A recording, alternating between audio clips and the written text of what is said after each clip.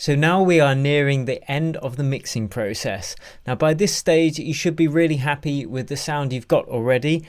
If you're not, then parallel processing isn't really going to fix it. It just adds that final polish to an already good mix. So yeah, bear that in mind. Now the reason we're trying to get our mix as polished as possible is to make the mastering engineers work as easy as possible. And there's a reason for it. If we can get it sounding exactly how we think it should sound, the mastering engineer is going to take a great mix down and he's going to have a great product to work wonders with.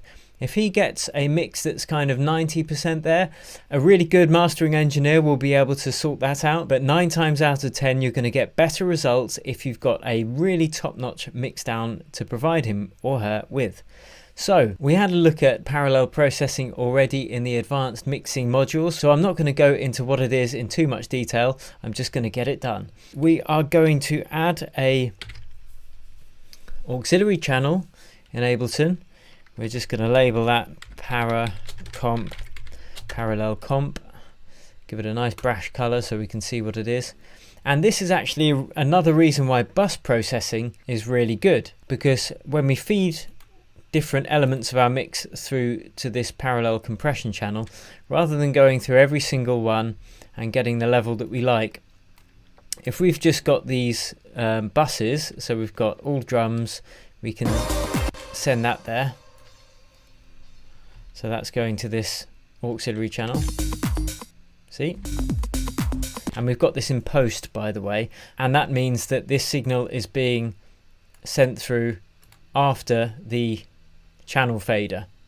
So if we had it on pre and took the channel fader down, it's still coming through at maximum volume, but we don't want that. See, so we want post. So let's start sending things through to this channel. First we need to put a compressor on there. I'm just going to use the Ableton Live compressor, and I'm going to compress the hell out of it basically. Let's take that threshold right down.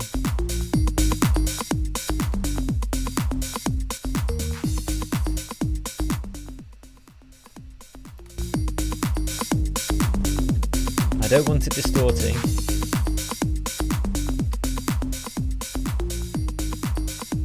And I want the attack long enough for the transients to pop through.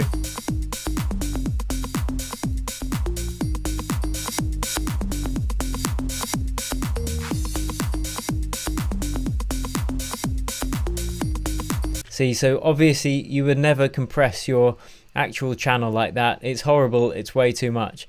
And the best way to do this is to just play your loop in the busiest part. Give it some mono. And this is where we can just add that extra bit of energy.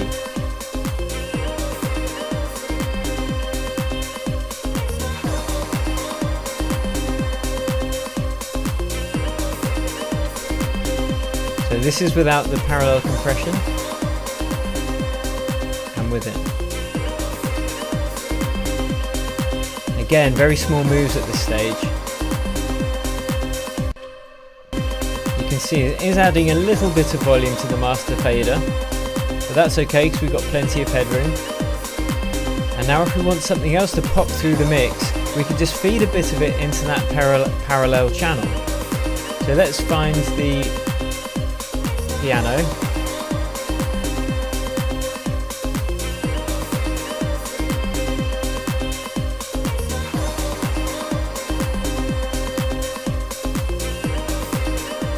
That's off. Maybe get the vocals.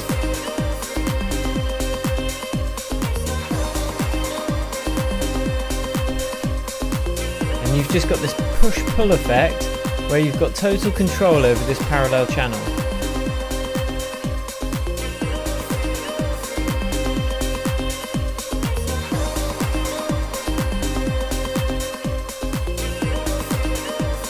Now, if you were to put everything through this parallel channel, yeah, that's something that the engineer could do in the mastering stage.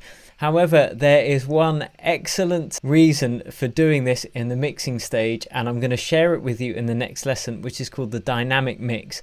And By this stage, your mix should be popping, it should be bumping, you should be really happy with it. But this next stage is going to make the contrast bigger, and it's really going to take your drops to the next level. It's going to take everything just that little stage further. So I will see you in the dynamic mix lesson.